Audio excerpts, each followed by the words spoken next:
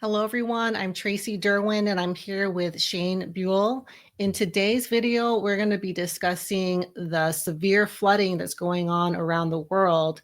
And we're going to go into the evidence of how they are being predicted now, and the fact that they are 1 in 1,000-year floods, and they happen to be going on at the same time all around. April 1st, it was the beginning of seeding operations contracts. So when these contracts took effect is when the flooding started. So I'll let Shane get right into it. And Shane, thank you so much for digging up all this information. No problem. All right. Thanks, Tracy. So we've had a lot of crazy weather lately. We just reported on the tornadoes, but along with the same storm system from the first week of April, there was also major flooding that occurred. And there's not just floods in North America, but there's floods on every continent except for Antarctica. So I'm just going to go into it, and we're going to get started with what happened in what order. So the last week of March, actually, March 26th, Governor Abbott activates state emergency response resources ahead of severe storms.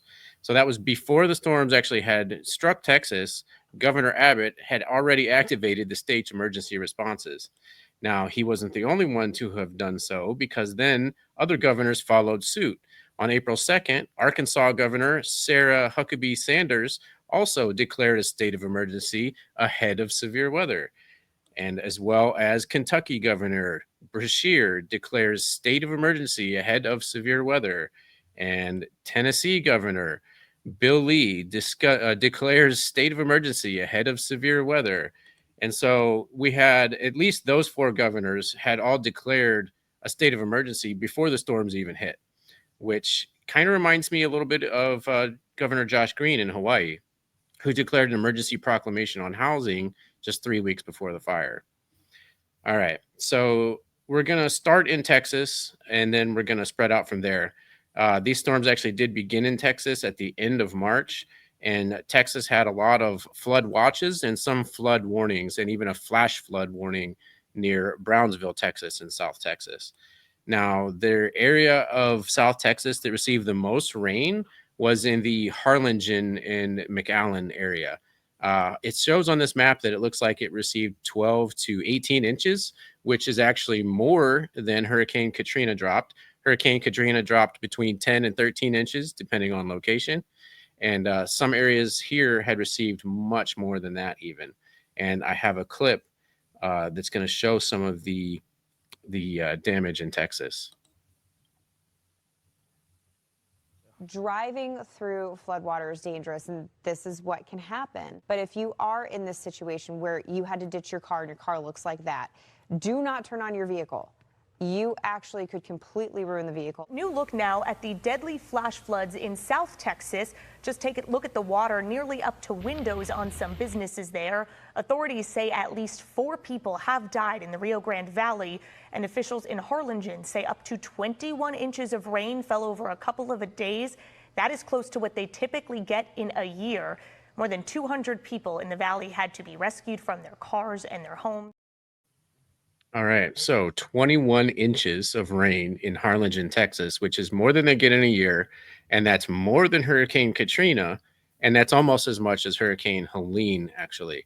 So I'm going to show a graphic of the rainfall totals from Hurricane Helene last year, and it shows on this graphic, you can see the purple area that's 18 to 20 inches, and there's even some white spots of that go to 24 inches. On average, in the highest areas that Helene impacted, it was 18 to 24 inches, but Busick, North Carolina, recorded up to 30 inches of rain. However, I'm just considering Hurricane Helene to have had an average maximum of 18 to 24 inches, which means that Harlingen, Texas, received as much rain as Hurricane Helene. And this wasn't even a hurricane, it was just a storm system that rolled through. All right. So now I want to also talk about not just how the governors knew ahead of time, but how the media was hyping this ahead of time as well. So here we have an article from April 2nd that says, "Be ready to move quickly to higher ground. Forecast delivers ominous warning of 1 in 1,000-year flood coming for the central U.S. Now, this 1 in 1,000-year flood is something that I also heard back during Hurricane Helene. They said that was a 1 in 1,000-year flood. And now we're having another one of what they call a 1,000-year flood. And it's only been about 6 months since Helene. So the media was hyping this a lot. We do have, I want to show this. So I did a search of the recent articles about 1 in 1,000-year floods. And you can see a lot of these are dated April 2nd, April 3rd, April 4th. And so, this is right before the storms actually struck. And you can see all these articles that are hyping this idea of 1 in 1,000-year storms. Whoops. All right. So now let's see here. I want to show this graphic, which is from a newscast that was talking about the 1 in 1,000-year flood. And I thought that was a very interesting graphic that he's got behind him. And I actually found it. And so this was the precipitation exceedances from this storm. I don't know if this is a 48-hour period or what. But however, the amount of rain that did fall that was measured was exceeded what you would expect in 1 out of 1,000 years. And so this is technically a 1 in 1,000-year flood. And that's evidenced not just by the rainfall totals, but also by the river gauges.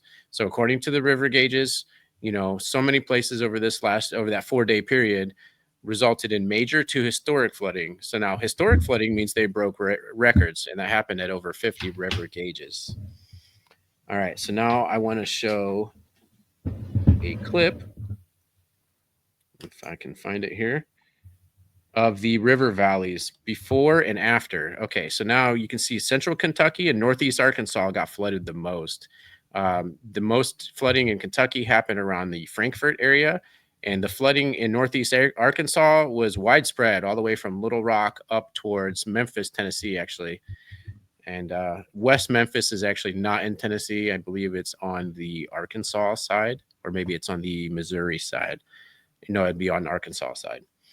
Okay, so now we've got some flood maps to show you. So you can see central Kentucky, there's a lot of green. There was a lot of flooded areas.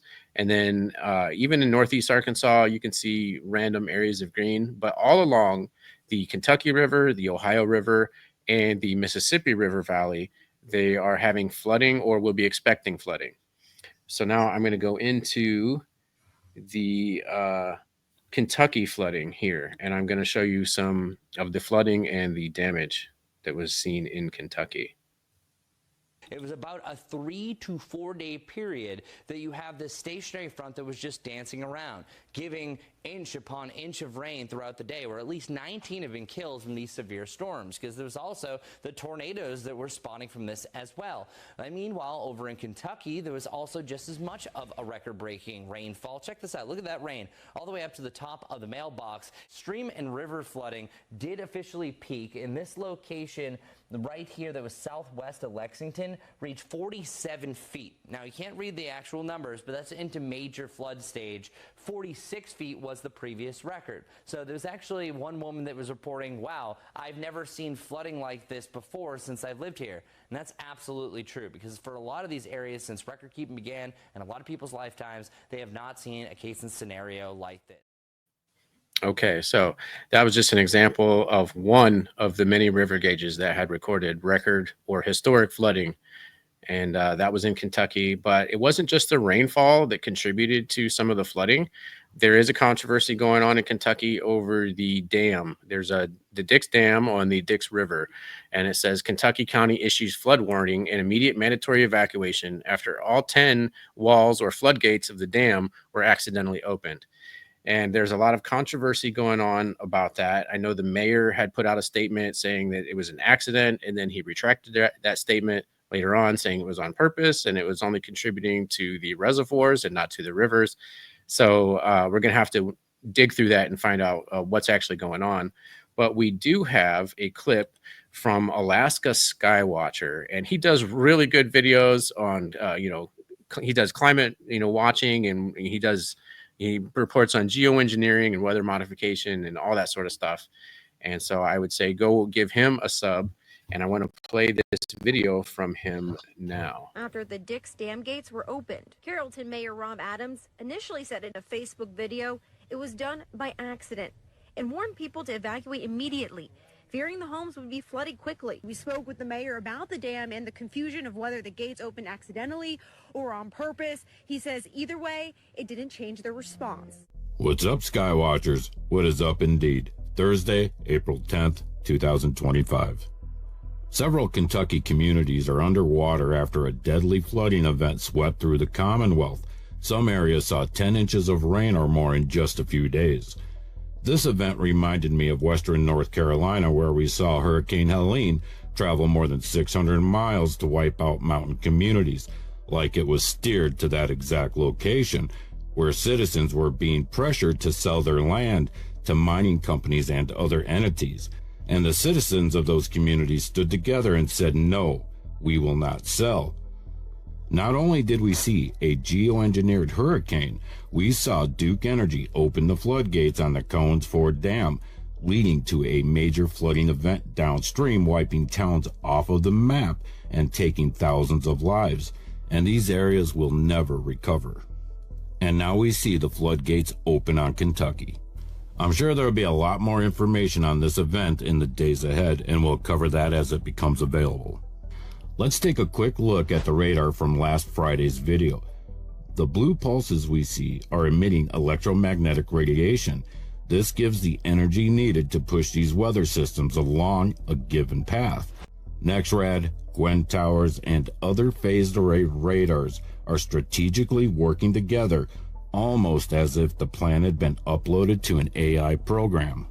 After all, this is the not-so-great Great Reset. So far, in 2025, we have seen the number of tornadoes double from previous years. This is not part of any natural cycle, and we should expect an increase of hurricanes as well this year. I recently saw a pole shift video claiming the sun is the enemy and it's destroying our world. What climate science and pole shift science don't tell you is that HAARP was in operation at this time, along with many other ionospheric heaters and particle accelerators, rockets bombing the upper reaches of our atmosphere, all simultaneously creating auroras around the world. This is not the work of nature, but rather the dark occult scientists and their goal of destroying the natural world, only to replace it with their dark material science. All right. And once again, that was Alaska Skywatcher. And as you can tell, he makes really good content. So go give him a sub. All right. So now we're going to go into some of the Kentucky flooding and damage. And I'm going to show that now. This is a building that had floated away near Frankfort, Kentucky. This is on the Kentucky River. And you can see that this is a lot like reminiscent of Hurricane Helene, the scenes that we saw of entire homes floating down the rivers. And as far as I know, there was only a few homes that floated away, at least in this area. However, other places were not so lucky, and we've seen entire neighborhoods that were swept away.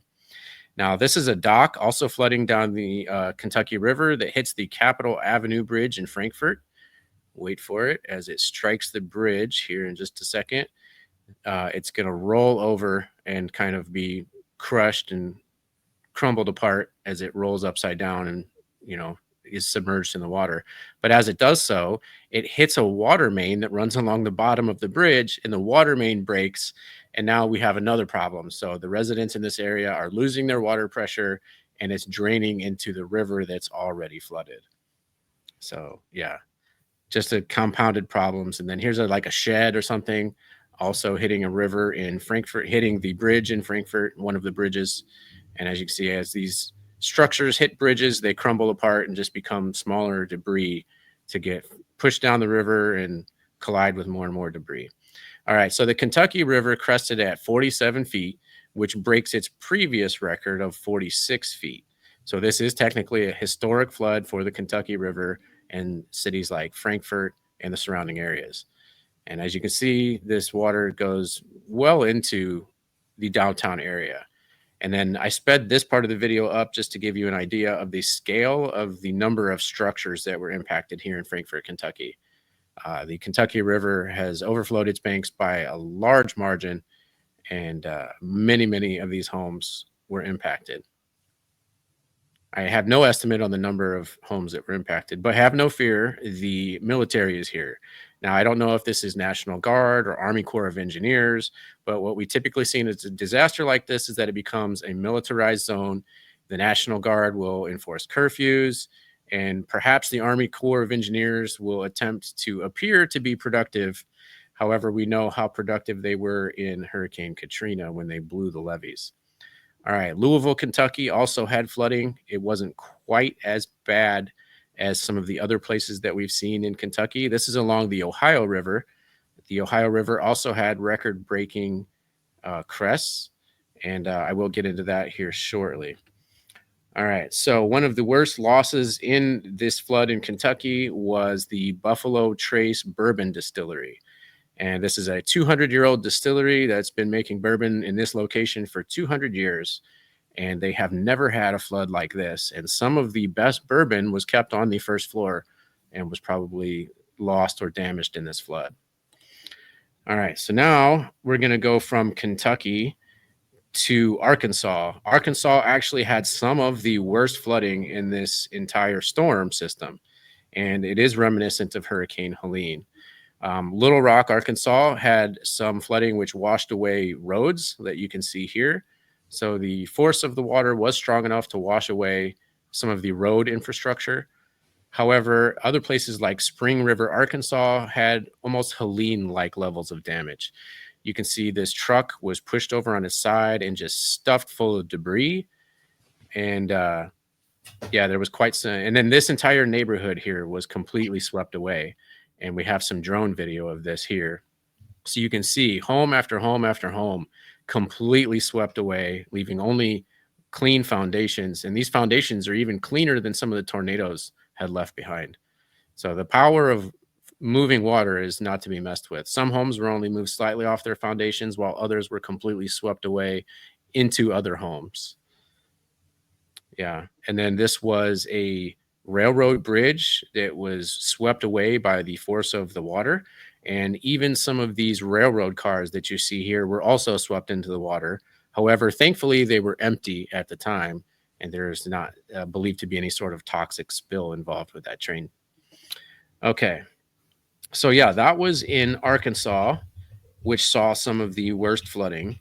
But I also want to go next to Cincinnati, which also had record flooding. The Cincinnati River, 60.8 feet, which is higher than the previous record set in 2018 of 60.5 feet. And I was actually living there at the time in 2018. And I remember driving across that river almost every day to go to work. And it's even higher now than it was then. You can see here the Cincinnati Reds Stadium had flooded. And I believe the flood made it all the way to 3rd Street before the waters receded. All right, so this is what the Cincinnati or the Ohio River looked like at maximum flood stage. This is about 60.8 feet, which was higher than it's ever been before. And then here's a view of the water that made it all the way up to Bengals Stadium, as you can see there. And then the water also, like I said, made it up to Cincinnati Reds Stadium and all the way to 3rd Street before it finally receded. So yeah, I lived in Cincinnati for a number of years, and this is the highest I've ever seen. And here you can see that it says the Ohio River crested at 60.8 feet, surpassing the peak of the 2018 flood, which hit 60.5 feet. So this is the biggest flood they've ever had in Cincinnati.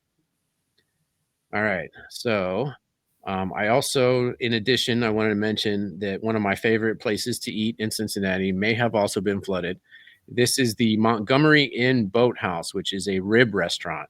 And not only is it my favorite rib restaurant, it was also the favorite restaurant of Pete Rose, famous Cincinnati Red baseball player. Okay, so now we're going to move on from Cincinnati, and we're going to go to Indiana. I did also live in Indiana. It's where I was born and raised. However, I grew up in the northern part of the state, and this is the southern. And then here you can see what was a small stream which trickled over the road is now a raging waterfall. And I definitely wouldn't want to drive through that. And so I can see there's a little cutout there for the drivers to drive through, and provides very dramatic looking footage.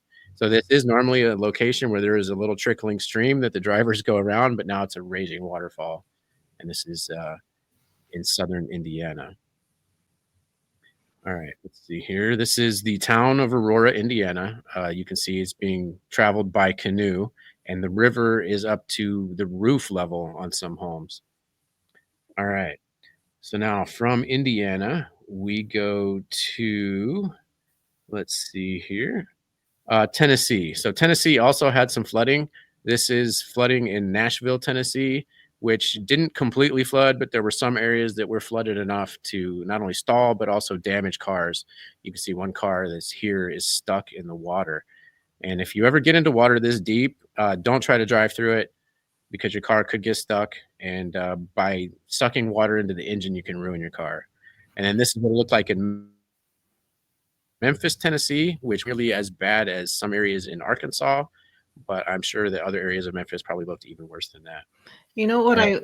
just really Go quick, I ahead. wanted to make an observation that kind of is reminiscent of Lahaina. Is a lot of those areas look like they're very historic areas, probably culturally significant structures and things that are now destroyed, which Lahaina also had that. And it's like the water is erasing the culture of these towns, which I Yeah. think is something that to the people maybe in charge, that might be preferable. Yeah, and a lot of the Midwest is dotted with these small towns that have like older construction. It looks almost like a hybrid of like Victorian style. You know, it's like very 1800s looking, but they've kept it maintained really nice. And like Frankfort, for example, has a lot of that type of architecture, but it's like a big little town. And yeah, you saw how those old historic buildings were flooded, and there's probably a lot of flood damage, and they probably are salvageable, but it's going to cost a lot of money to repair. Okay, so then not only was Tennessee flooded, but there was flooding that made it all the way up to Michigan, as a matter of fact, including Detroit. Detroit, Michigan actually did see some flooding in some areas. It wasn't nearly as bad as we've seen like in Arkansas, but I also did happen to live in Detroit for a year as well. I lived at Greenfield and 12 Mile, but and I did never see water that was that deep. All right, so now that covers North America, but like I said before, there are 6 major continents that are flooded, and we're going to go through the rest of those. Beginning with Australia, I have some news clips that cover that. In Windora, Kalia Smith had to be evacuated by boat. Graziers are desperately trying to move stock, but dry ground is hard to come by. They're talking, up to 1 million heads of stock lost. I think we all know that will flow onto the market. In the southeast, overnight record-breaking rain swamped roads and bridges. More than 250 millimetres fell in 24 hours in Kin, and in nearby Gympie, the Mary River responded rapidly. 4 times the size of the United Kingdom and bigger than Texas. This incredible image shows the true size of the Queensland floods in what is being described as one of the most devastating floods in recent memory. Outback homes are underwater, towns are cut off, cattle has been lost, also sheep. It's a race against time to save livestock in Western Queensland. Their area of land covered by floodwater is twice the size of Victoria, about 500,000 square kilometres. Graziers are desperately trying to chopper in food to cattle, sheep and goats, which have moved to higher ground. Others have drowned, many have been put down. More rain is on the way for this week, and any water rise could drown more stock clinging on for their lives.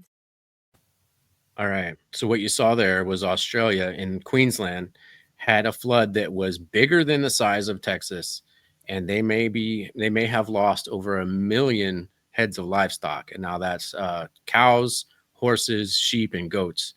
And as you saw there, the premier, I believe it's called, said it was likely to affect the market, and not just the Australian market, but the global market. I do believe that the United States even imports a lot of beef from Australia, even though we have a lot of domestic production as well. All right, so yeah, we saw Australia flooded. And even Europe is having 1 in 1,000 year floods as well. And I'm going to show that here. So this is in Greece. It looks like whitewater rafting with these vehicles going down the river street, which was a street, but now it's a raging river. You can see just how strong the force of the water is as it's lifting and spinning cars. Yeah, you would not want to get caught on foot in that, because you would definitely get swept away. And yeah, so these type of floods, we don't see this all the time. You know, like it's rare to have like one location in the world flood like this in a year. However, every single continent except for Antarctica is having floods like this. Even in Italy, there was a hailstorm that ended up causing flooding. And you can see like traffic is even getting stuck in the deep hail. That's not snow, that's hail that has accumulated so deeply there. And then when this melts, of course, you've got another flood. And then also in Bosnia and Herzegovina, you have more flooding. And this looks again like that Victorian style architecture, which is probably very historic. And repairing this is going to be very costly. You can see cars are flooded over their roof almost. And then, yeah, this is also in Western Bosnia. Hundreds of homes were partly submerged. And you can see those cars earlier were fully submerged. So, yeah, Europe is experiencing this, as well as Asia. We're going to go to Asia next, which is also having biblical floods. Now, Yemen is in the Middle East, but I consider that part of Asia.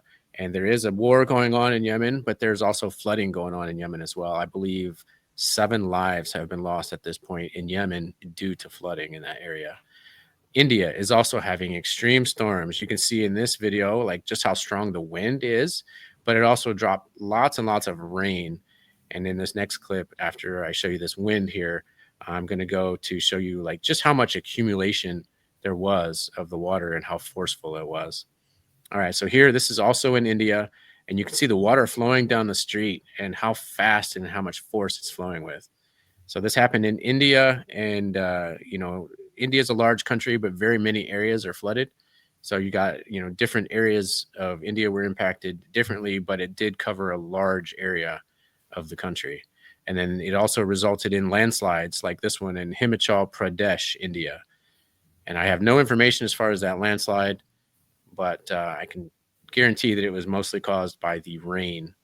And I will get to what caused the rain as well. So Sri Lanka also has flooding. This is a large island off the coast of India, and they also have flooding there as well. So this is not like an isolated incident. You know, it's happening on every continent and in multiple places in each continent. This is in Afghanistan. You can see the water, just how much force it's flowing with, and just how muddy the water is. Usually when you see that much mud in the water, you can tell that it's definitely causing a lot of erosion in some places, and it's reshaping the land. And then this is an area of Kazakhstan, which was also flooded. And you can see just how densely packed those structures are in this like little island here, which was not previously an island. It was most likely a plain of some sort or a plateau. As well as Saudi Arabia is also having flooding. Again, they just had flooding, I think, last year or the year before during one of the COP, one of the UN Conference of Parties meetings, which caused a river in the blizzard, or which caused a blizzard to create a river in the desert. And now we're seeing Saudi Arabia is having flooding again, just like Dubai had last year. And now we see Aleppo, Syria, as well, is having raging floods. This area was just in a war, and it has just been kind of, I guess, defeated in that war. And you can see all the problems that they're having as a result of not just conventional warfare, but weather warfare. All right, so now that was Asia. And I'm going to go into Africa. So Africa is also seeing epic flooding. As you can see, this car is almost being completely covered by the water. And the water seems to be coming out the back of this car. It's probably flowing. Yeah, go ahead. It's Sao Paulo, Brazil. Oh, it's Sao Paulo, Brazil. Sorry. South America. Yeah, South America. What did I say? Africa. Okay, well, yes. So you can see how the water was flowing through that car. It likely punctured the windshield and was flowing out the back. Okay, now this is Petropolis in Rio de Janeiro near Brazil, and this is a hillside which has become a raging waterfall. And it looks like not only has maybe part of the road been washed away, but there was probably some homes on that hillside that have also washed away in that waterfall. As he pans back over to the left, I want you to pay attention to the road at the bottom and the homes on the left. So there's that road. And then on the left, as he pans a little more to the left, you can see that road is actually missing in some areas. There's spots of that road that are missing. And then there was likely homes right here that had fallen away. Okay, another area of Brazil had over 338 millimeters of rain, which is about 13 inches in just 48 hours. and you can see, how they're getting around with like, sea dews and stuff. This is as much rain as Hurricane Katrina dropped at its maximum. So, along with and there's no hurricane. So how do you get that much rain with no hurricane? I do believe it's from cloud seeding. All right, so this is from Cali, Colombia. You can see them driving through the water. It looks like it's up to the door. I don't recommend this because you can flood your car. But it looks like he's doing okay there. However, other cars may not have been so lucky. So that was one part of Colombia. Here's another part of Colombia where this happened. I guess, if you're going to be swept down the street, might as well do it in style. All right, so this is Quito, Ecuador, and you can see just the force of the water here on the left as this mopeder or biker was trying to get to safety. And then another part of Ecuador, you can see a family that's carrying their children through the water as they wade through what looks like almost shoulder high water there. So they had to carry their children even because it was so deep. And then here in Paraguay, you can see that this person was swept away along with their moped, and they grabbed onto a car so they could regain their footing. And it looks like the bystanders had actually also collected the moped so that it wasn't swept away. All right. And then in Argentina, we also have flooding. Argentina is on the eastern side of South America, and it's a more plains area, and there's a lot of farming, a lot of agriculture that takes place there. So yeah, even in South America, we're having flooding of epic proportions. All right. And then now I guess next is Africa.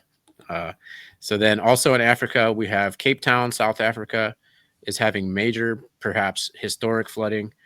You can see just under that overpass how deep it is. And then watch as this truck passes, the waves coming from the truck actually push the car around. The car is actually somewhat floating there.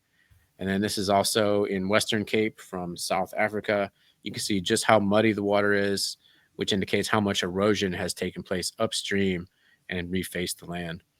All right, so this is in Luanda, Angola, where at least one person was killed by floodwaters.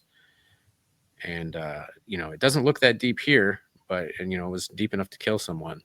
And then this is from Nigeria, which looks very similar to some of the footage we've seen in Asia and other places like India. Just look at the force of the water pushing over that car.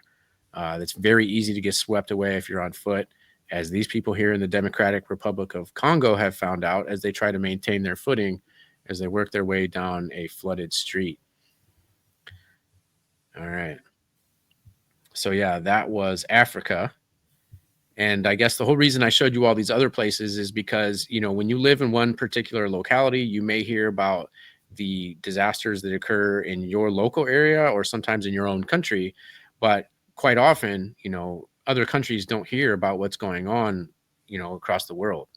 And so, like, just for example, here in the United States, we might have disasters in various localities that are not reported by national news, and they certainly don't make it out to the international news as well. So that's why I wanted to point out that, we're having all of these like 1 in 1,000-year biblical floods all at the same time on every continent, pretty much. So I want to go into a little bit now of why I think that is. And I do believe that it's because of cloud seeding, which is a form of geoengineering or weather modification. This is the federal gag order. This is an unconstitutional federal gag order on weather service employees, which prevents meteorologists and radar operators and technicians from speaking about weather modification. All right, so this is the federal gag order that has prevented weather service employees, such as meteorologists and radar operators and technicians, from even talking about weather modification. Now, there's not necessarily an NDA because it's a compartmentalized field and they don't really know what they're part of anyway. So anyway, cloud seeding started in the 1940s by dropping dry ice or carbon dioxide out of airplanes into clouds. And then in 1947, Project Cirrus attempted to seed a hurricane, and it strengthened and turned west and struck Savannah, Georgia after they had done so, and it left one person dead. And that was in 1947. And then in the 60s, Vice President Johnson had spoken about controlling the Earth's cloud layer, and he said that he who controls the weather controls the world. And then in the 1970s in Vietnam, there was Operation Popeye, which sought to increase the normal monsoon rainfall to wash out the Ho Chi Minh Trail, and it even was able to wash out bridges. And we actually covered this in a previous video, which we can link below. Now, then they started modifying tanker ships called bunker ships with wet surface air coolers and other sort of technology to emit plumes of water vapor into the air. Now, these things can dump literally tons and tons of water vapor into the atmosphere and contribute to the cloud cover. And they also have land-based versions of these. These are machines that produce lots and lots of water vapor that can turn them into clouds that will eventually rain downstream or downwind. And they also have power plants that are modified in such a way to emit extra water vapor too. Then in the mid-1990s, the Air Force put out their roadmap called Weather as a Force Multiplier, Owning the Weather in 2025. And it looks like from current events that they are actually on schedule with that roadmap. Now, this is allowing them advances in stratospheric aerosol injection, which is nano-size particles of aluminum that can interact with microwaves. Now, microwaves are the range in which you find radar, and microwaves are emitted by NEXRAD Doppler radar towers, as well as 5G. Now, phased array technology can produce constructive interference patterns called plane waves. Now, these plane waves can actually push injected air masses around and guide them where they want them to go. And this wave pattern can sometimes show up in the clouds, just like it did over Maui during the wind event and fire they had there. This allows them to steer the atmospheric rivers and guide them wherever they want to go. And then they can cloud seed or stratospheric aerosol injection and make it drop wherever they want, including Roswell, New Mexico, which also has a cloud seeding plan that was laid out in their House Bill 130, which created a cloud seeding weather modification pilot project to demonstrate the efficacy of cloud seeding. Then PBS did a documentary on this called Seeding New Mexico's Skies with Gary Walker from Seeding Operations and Atmospheric Research, also known as SOAR. Now, SOAR has contracts with several other states to do weather modification and cloud seeding for their summer programs, which begin on April 1st of every year and go until June 30th. Now, I find that timing to be very suspicious because April 1st was when these recent storms just broke out, and the entire first week of April was biblical with 1,000-year floods. And so it looks like that the cloud seeding season has started. And that's all I have for today. So back to you, Tracy. All right. And then I did want to bring up the illegal gag order that Dane talks about. So those that are affiliated with projects such as you just mentioned are not allowed to discuss this, and they have to read a script. So that's where we see this, 1,000-year flood thing being echoed throughout the different media outlets. And if anyone is in an area that is experiencing flooding that we didn't mention, please let us know in the comments. And if you haven't subscribed yet, please do so before you leave. And like, comment, and share this video so we can let as many people know what's really going on. And if you want to learn more about geoengineering, check out our book, Sound the Alarm, which is available at themauibook.com. All right, so that's going to do it for today. Thank you guys so much for being here, and we'll see you all soon. Bye.